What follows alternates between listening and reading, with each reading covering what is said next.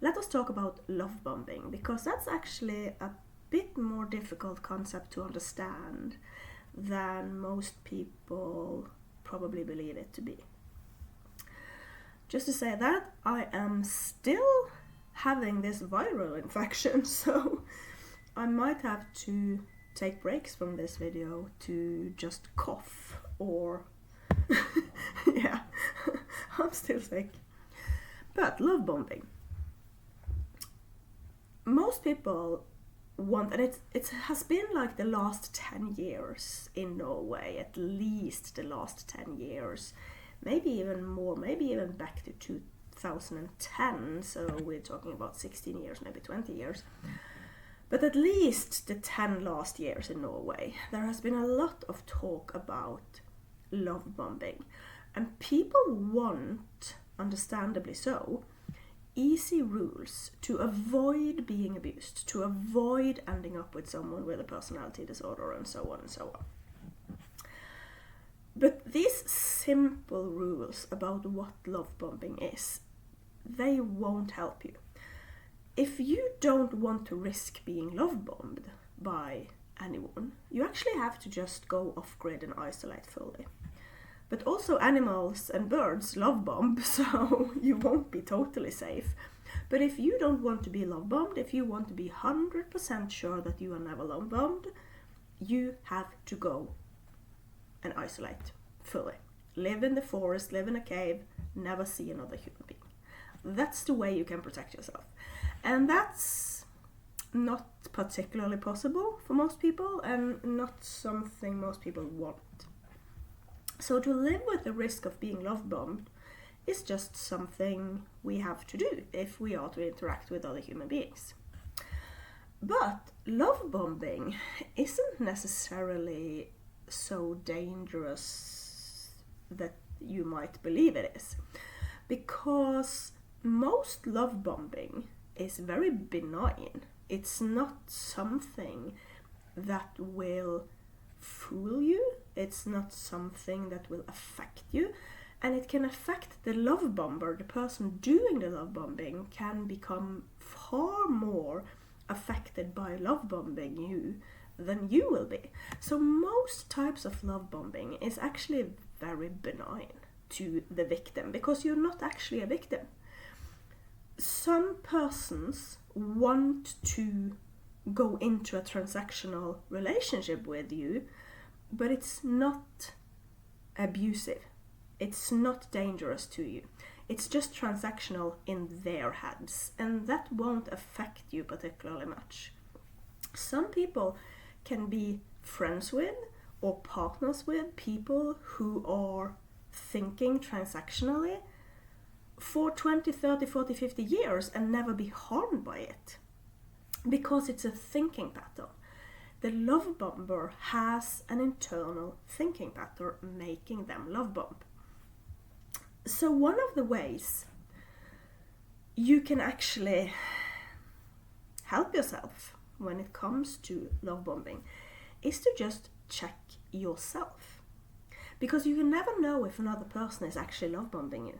But you can know if you love bomb somebody else, and you can know if you are easily manipulated by other people. So you have to take the control back, and you have to say that, okay, I can't control other people, but I can control myself. I can check myself. So let's talk about what love bombing actually is. There are different definitions of it, and all definitions are actually important, so we need to know about several definitions. And one definition of love bombing is the internal thinking pattern. When we speak about love bombing from the love bomber's perspective, it's a thinking pattern in them, making them do stuff to make you love them. And often it comes from not a bad intention, not a wish to abuse you. Sometimes that might be true, but often it just comes from some people having had, sadly, a lot of people, having had childhoods where they learned that they were not loved unconditionally by their own parents. They were not loved by adults. They had to prove themselves worthy of love. And that's where love bombing comes from. If you assume that you have to prove yourself worthy of love from other people, then you are a love bomber. And a lot of people think like this. Far more people than believe they are love bombers are actually love bombers, because it is a thinking pattern. It's a fundamental belief in your personality and psyche, and you can't change it. And some people have a bit of it, but mostly they do not love bomb, but they have some kinds of a part of the relationships they are in becomes this love bombing dynamic, but mostly they don't do it. So this is a spectrum. You have people who are fully thinking that all relationships are transactional and that they can never be anything else but transactional, and those people can be very, very hard to reach with the message that no, relationships don't have to be transactional. So you have those on the higher end of the spectrum, and then you have the people on the spectrum who are mostly healthy, mostly see relationships as relationships, so they are relating to each other, but they have this little tendency. They maybe were partly abused as children, or they were raised by people telling them a bit wrong about love and so on.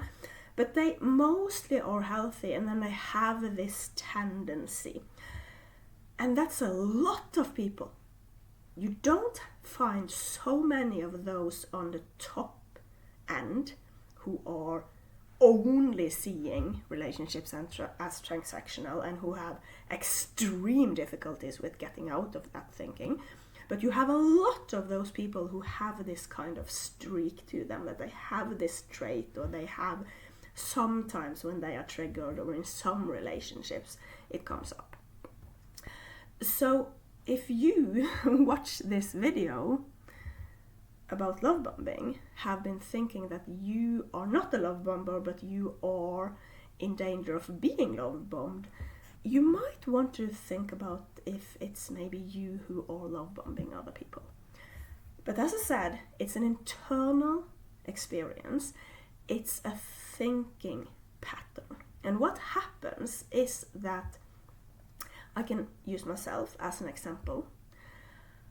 I have this idea from my childhood, because I was fairly heavily neglected and abused as a child. I also had good parts of my childhood, but the parts of my childhood that were bad were so bad that I actually have as an adult, and it doesn't go away. It can be a bit better over time, but it doesn't go fully away.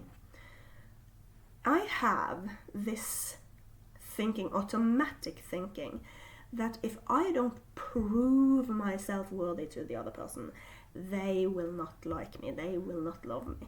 So it's up to me to make the other person love me. And this thinking is more distorted than that, just that, because if that was it, I could just ask the other person, what do you want from me? And then I could give it to them. But no, it's more than that. It's also this idea that other people want a certain thing from me. And one of the things I try to love bomb with is making art. So over here I have, for example, a painted door. I paint my doors. And that is a big part of my personality. That's not anything that is dysfunctional in me. I just have a side of me, a hobby. I have also worked with art, so art is a part of me. But I have this idea in my head, and it's very difficult to shake.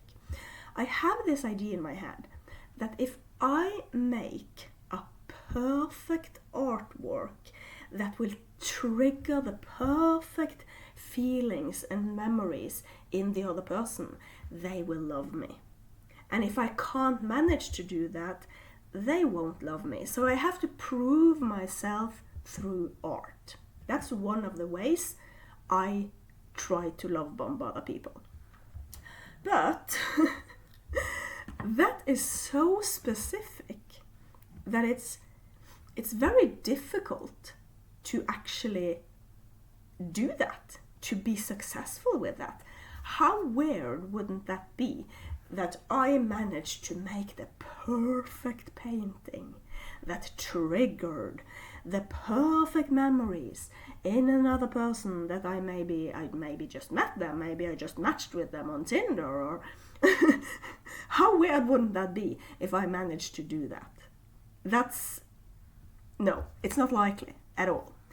So what then happens is that my wish to love bomb the other person, my thinking that I can only be loved by this person if I make the perfect artwork for them, if I manage to fool them into, so it's not actually, I'm not actually trying to fool them, but it's still this kind of thinking that if I manage to fool this other person into believing that I can make them feel good. So if they think of me as a painter, that my paintings have made their internal feelings, so they feel very good. If they get a painting from me, they feel very, very good. And if I can manage to fool them into that, then they will love me. And that it's just very, very, very illogical. It's very irrational of me to think and believe that I am able to clock another person so well, and that I'm this genius artist, that I can make this wonderful painting, the most perfect painting in the world, and that will secure me love. And just to say a bit more about the background there, I have struggled all my life as a child to actually find a way to make my parents like my art, and especially maybe my father. My mother is a bit more, she's still not particularly supportive, but it might be especially my father. They never quite was interested in my art. There was some of my paintings they liked, so my mother, she put up a couple of my paintings, but especially my father, he was difficult to please. So I struggled my whole life until I cut contact with my parents, and I cut contact with my parents for far more serious reasons than this. I'm not going to go into that in this video, I talk a lot about it online. But until I cut contact with them when I was 40, I cut contact with my mother when I was 40, and I cut contact with my father when I was 41. Until then, I continuously struggled to make them appreciate my art, my creativity, my way of doing things. And an example of that is my father. He wanted me to make... They bought me these sewing machines, or I had a sewing machine from before, and then my parents bought me another sewing machine, an overlock.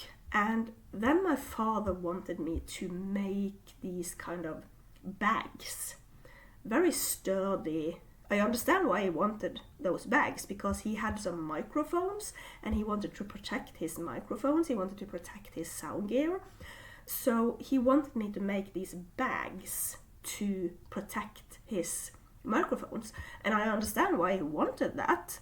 I'm fully on board with the idea that you have all this sound equipment and you have these microphones and you should have these bags around them to protect them. And he also wanted me to use some old jeans, and that was also genius in itself, to use old clothes to make these bags. So a lot of good ideas in the idea. But the thing was that, first of all, it's very difficult to make on amateur sewing machines, and I have amateur sewing machines. My overlock that my parents gave me, it's an overlock, yes, but it's not a particularly professional machine. So to make these sturdy quality products that my father wanted me to make, it's almost impossible on these sewing machines. So it was very difficult for me to do the job. It was very difficult for me to make, I really struggled, and I kind of sat here with my sewing machine and was like, oh my god, I can't. Sorry, a break. And I was also very ill at the moment. So when my father gave me these bags to make for him, so for me to sit there with my sewing machines, and I have a lot of problems with my muscles and joints and hands and shoulders and neck. I'm born with that. So for me to sit and struggle with these projects, that was hard on my health.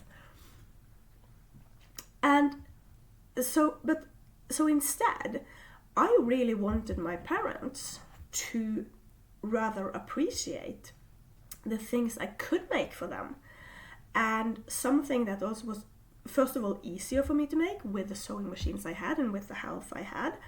And also my creativity, because I was not, at that moment in time, I was not supposed to be in work. I was on arbeidsavklaringspenger because I was sick, so that's a tier in the sick leave system in Norway.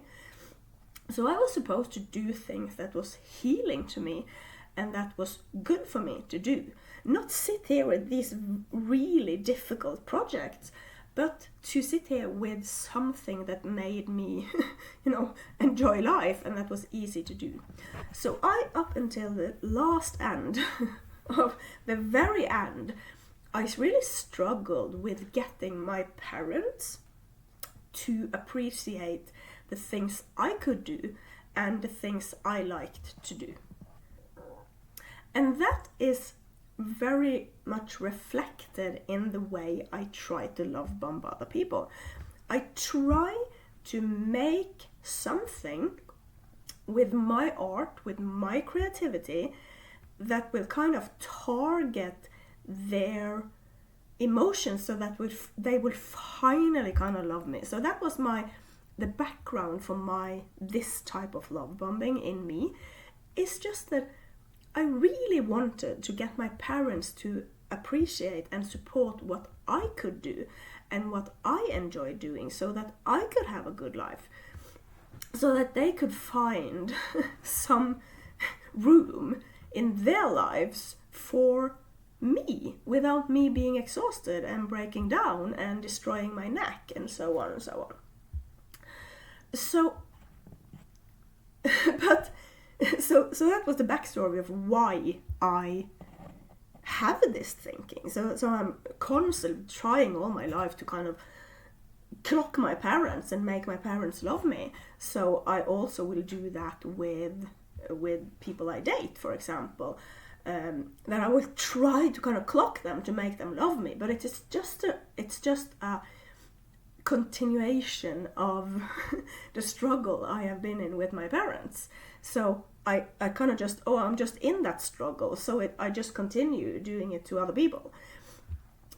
But what most likely happens when I do that is not that I harm other people, because what is the harm in you receiving a birthday card? For example, I made a birthday card to my ex in 2019, and that birthday card, I don't think I was in my love bombing trait. I wasn't in that kind of triggered state then. I just wanted to make him a beautiful card.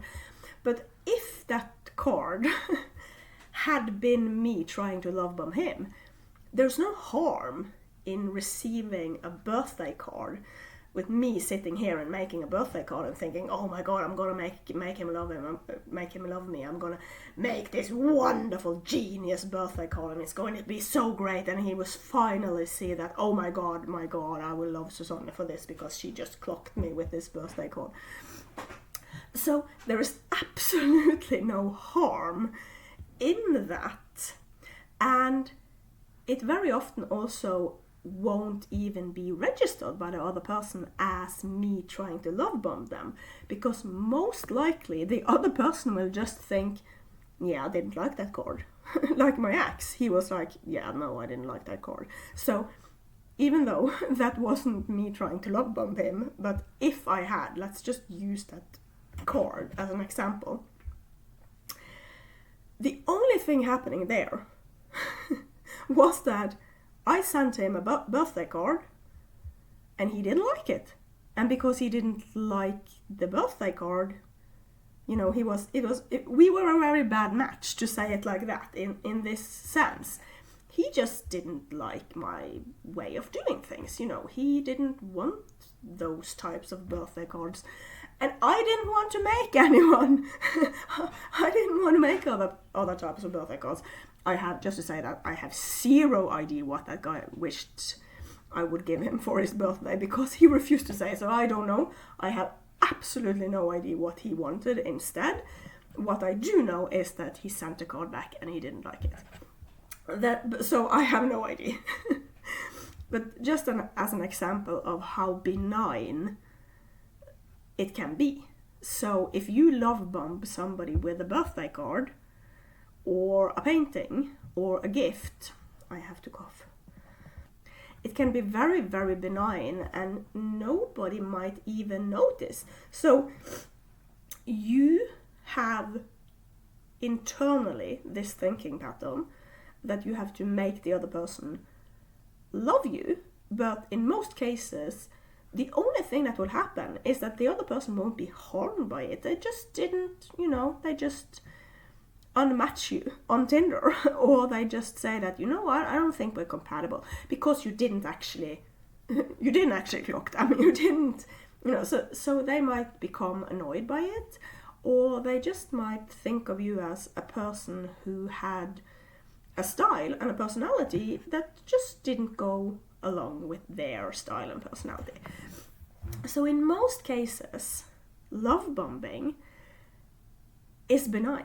It's nothing happening to the other person. It's no danger in it at all. And that's also why so many people actually do it without knowing it, and it's happening to so many people without them noticing that it's happening, because no harm happened. But to me, who is constantly trying to find the perfect artwork, to me that will mean that I'm in this constant stress of believing, if I have a long-term partner and I believe that they still don't love me, okay, we have been together for 20 years, but they still don't love me, I need to find this I need to find this perfect painting, I need to paint the perfect painting, that will cause a lot of stress in me. And then it can become straining on the relationship, because if I'm together with a person, if I have a husband that I have been together with for 20 years, I don't. my longest relationship was 12 years, so I am not married and I do not have a husband of 20 years. But let us say that if I had a husband of 20 years, and during those 20 years I had constantly tried to make him love me in a distorted belief that he was married to me without loving me. So I was constantly trying to make this perfect painting to him. So I sat in my painting studio for years, and every day, every week, and I was trying to make this perfect painting to kind of clock my husband. And then my husband was going, you know what, we actually would need, we need to do laundry here. Can you help me with the laundry? And I would have been, no, I have to paint this perfect picture. And and then he would say, okay, but we kind of need to eat dinner. Last night you fainted because you didn't eat dinner. And I was going, no, I have to paint this perfect picture. Then you can see how love bombing becomes a problem in the relationship, because the love bomber sits there instead of thinking, yeah, my husband probably wants me to have a normal blood sugar level so that he can actually talk with me and spend time with me without me fainting due to low blood sugar levels. And my husband he's probably expecting me to do half the laundry and make half the dinners. So he would probably divorce me if I'm just sitting in my painting studio all day. So that's where you see how distorted love bombing actually can be. And also, if somebody is using love bombing to try to make another person love them, but it doesn't go well, they don't clock the other person, they don't manage to paint the perfect picture, and they become angry. Because if I was sitting here and thinking, oh, I painted this beautiful, beautiful door, and I used so much time on it, and I used so much energy on it, and I tried to clock you, my husband, that you wanted this door painted in this weird way. And then I can become very angry because my husband doesn't express, because nobody comes and says, oh my god, what a genius door, oh. And then I can become very angry and then start to berate him or attack him mentally, emotionally, or physically or something. So then we are talking about abuse, love bombing and abuse. But it's still just this internal experience in the love bomber. So, to recap, most love bombing that is internally in the love bomber, the distorted thinking, most love bombing is benign. And nobody gets hurt, and what most likely will happen is that the person being love bombed won't even notice that they are being love bombed, and the relationship might just end like any other relationship. It was just a guy you dated for a while, and yeah. And it can cause problems in long-term relationships because the love bomber is using so much time and energy on trying to love bombing the other person that they stop eating, they stop going to the toilet, they stop changing the bed sheets, they stop doing the things they have to do. And the third thing, and we are still talking about it, I need to take a break. And the third thing, and it's still this internal experience, is that the love bomber can become very angry and abusive. And that's when it really becomes problematic. So most love bombing is not problematic. The victim isn't actually a victim, and it won't even be noticed. And then you have the love bombing that puts a strain on relationships because the love bomber is using so much time and energy on the love bombing instead of doing everyday things like houseworking, doing their job and so on. And then you have some people who actually become so angry and that they start to become abusive because they don't see the appreciation from other people. But in most cases, you won't even notice that you were love bombed and no harm happened, and you shall not accuse somebody of being abusive just because they have this internal thinking pattern. Because as long as they didn't harm you, they can think whatever they want. But then we have another definition of love bombing, and that is the excessive love bombing. So what other people will really notice. So we're no longer talking about the internal experience, we're talking about the external behavior. I have to take a little break again. I'm gonna try to drink a bit of hot water and see if my nose and throat becomes better.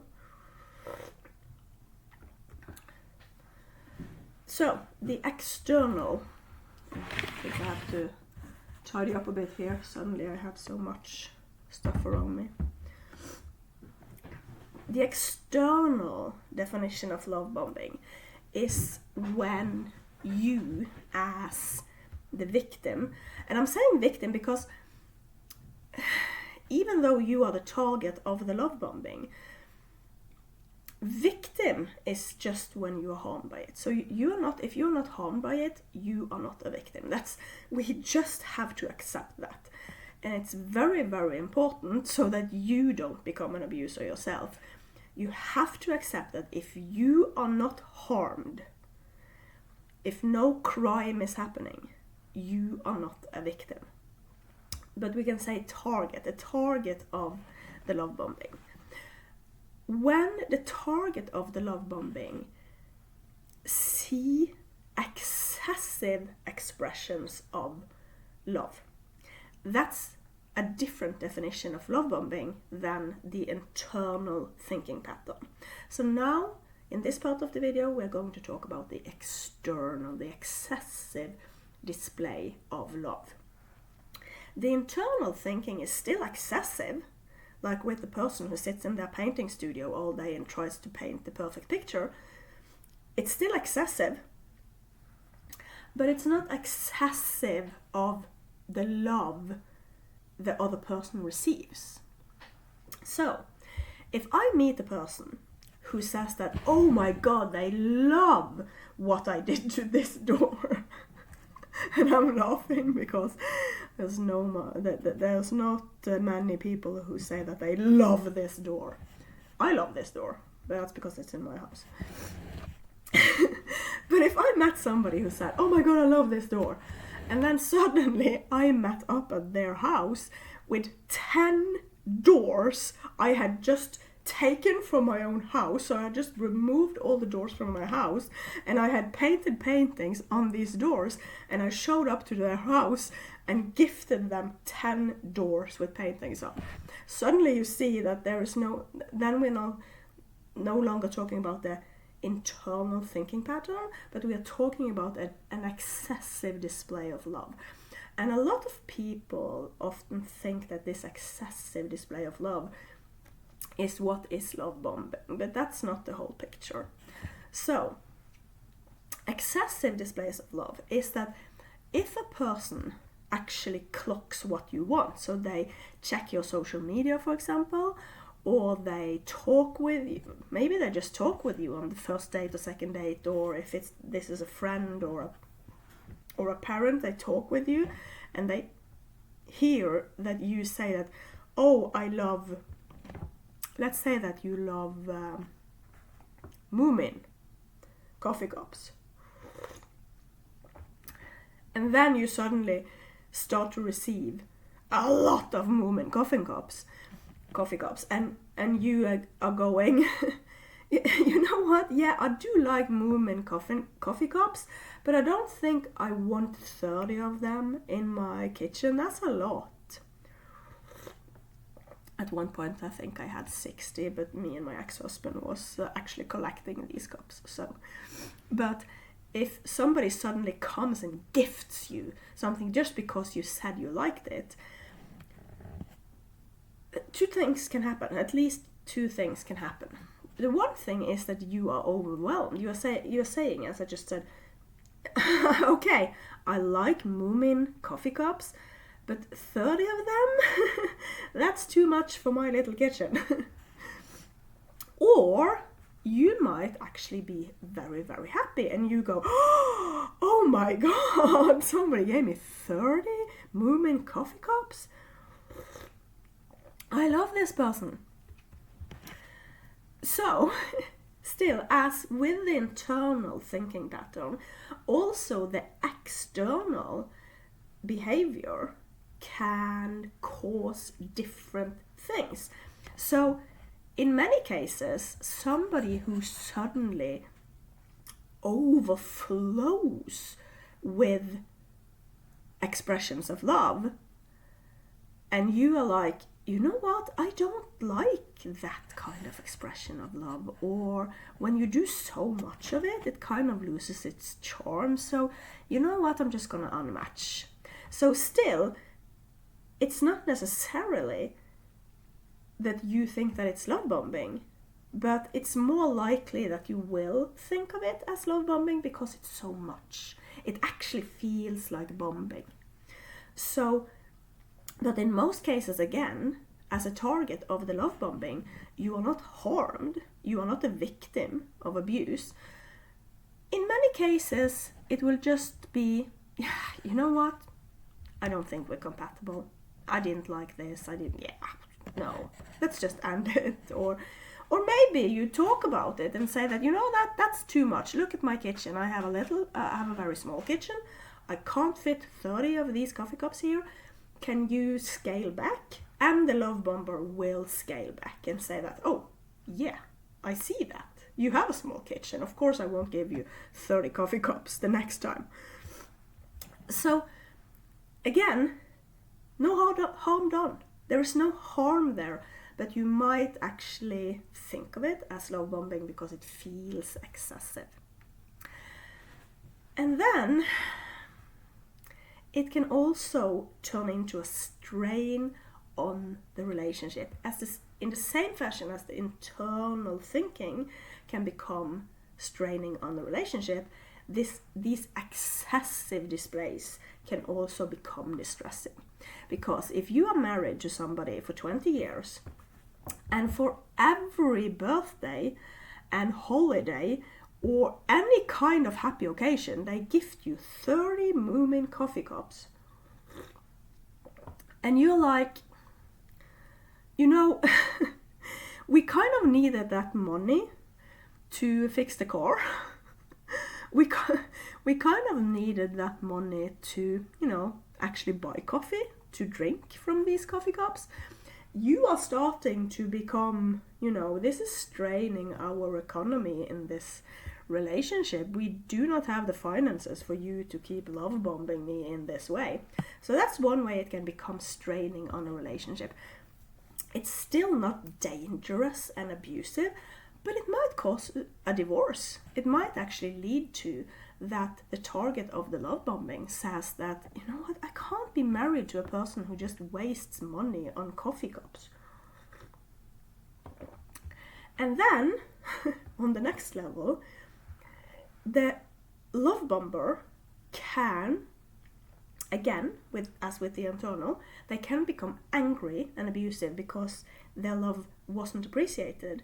But worse, if they abuse the target of the love bombing in other ways, and they actually clock it with this excessive love bombing, they come across as very loving. So you say, if you are the victim, you say that, yeah, they did hit me, but they also actually gave me 30 Moomin coffee cups.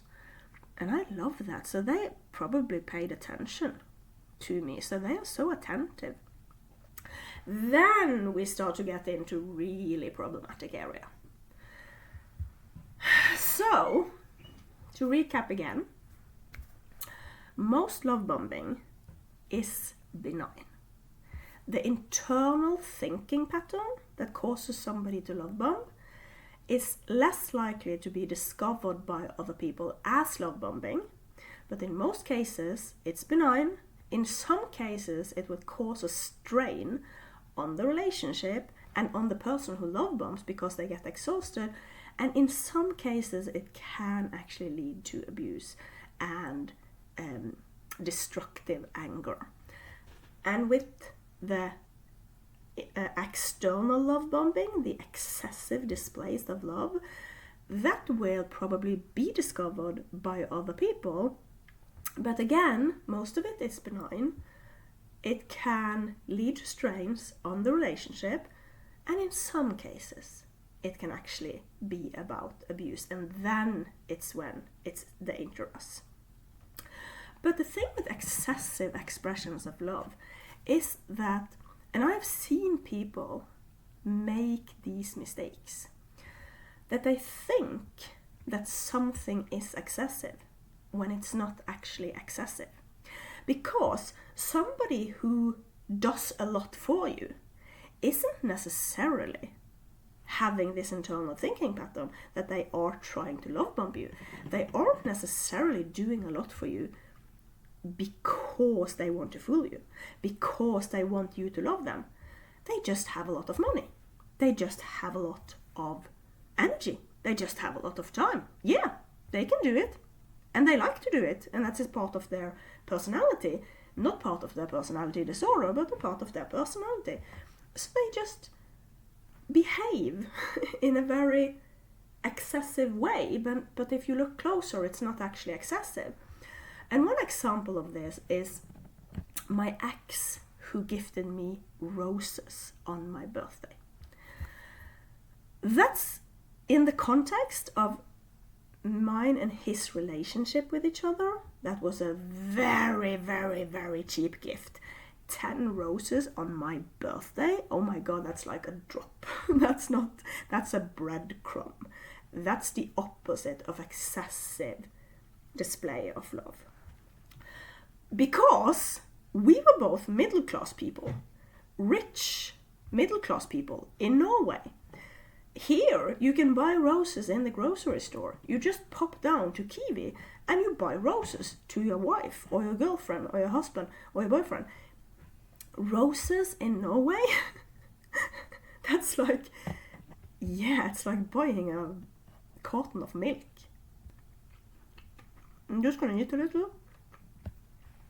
But if you're, for example, a young student struggling with your economy and you live in a studio flat and you have to work your ass off every weekend just to have enough money to have some sort of lifestyle outside of your studies, or maybe even to afford your studio flat. And if you can't afford your studio flat, you have to move home to your parents, and you don't like your parents, so you don't want to live there. If you are in that kind of situation and you hear that my boyfriend buys me these 10 huge roses on my birthday, you might think, oh, I have never received roses from my boyfriend. Oh my god, that's an excessive display of love. Yeah, but the reason why you have never received that kind of gift from your boyfriend is because you are students and you are struggling with the economy and you have absolutely no room in your budget to buy roses. So if your boyfriend came to you with 10 roses on your birthday instead of 10 flowers he just picked in the park, you will say that's excessive. No, this feels like love bombing. This is excessive. I'm not feeling comfortable here. But with me, when I was dating a professional violinist who had this, he had a house and he had a garden and he was rich as fuck, 10 roses is actually breadcrumbing. So excessive display of love does not mean that it's actually an excessive display of love. If you date, and sometimes this happens, that somebody who is pretty poor meets somebody who is pretty rich, and there is nothing nefarious going on there. They just happened to be in different life situations financially, and then they met and they fell in love, and there is nothing bad intention going on there. They just actually fall in love with each other. And then the person with a lot of money, they of course don't gift their partner something very, very cheap. They of course gift their partner something expensive. But that's not love bombing. It would just be very disrespectful if they bought something very, very cheap. If they went into a gas station and bought the cheapest candy they could find as a Christmas gift to their partner when they are very, very rich, that everybody understands that that's not okay. You know, we would not accept that. So excessive display of love is so context dependent. So this is important to know, that when people say, oh, this is excessive, this is love bombing, you have to actually look at the situation you're in. But if you are in a situation where big gestures or big gifts, or there is something that makes you feel more vulnerable than normal, so that if you do have little money and you do wish that you had more money, and it feels so good when somebody then actually goes and pays for your groceries, it feels so good to you because finally you can relax and you don't have to sit there with your budget and try to kind of find money to both medicine and food and electricity bill. And it feels so good that you become less protective of yourselves. That's when you have to, look after yourself. And it still doesn't have to be love bombing from the other person, but there is something happening inside of you when you see these excessive displays of love that makes you more vulnerable. And then you have to kind of do some protective measures. But don't accuse the other person of love bombing you, because you don't have any kind of proof that they are actually love bombing you. But just take care of yourself. Just say that, you know what? This felt so good that I am losing my ability to take care of myself there, that I'm noticing that I'm trusting this person too much just because their generosity felt so good to me. So I think I have to actually say no to their generosity, because it's put me in this situation where I can't protect myself. But it's still not, you don't have proof that it's love bombing. So, okay, I've talked for 47 minutes, so I think I will end this video. But love bombing is more complex than you think.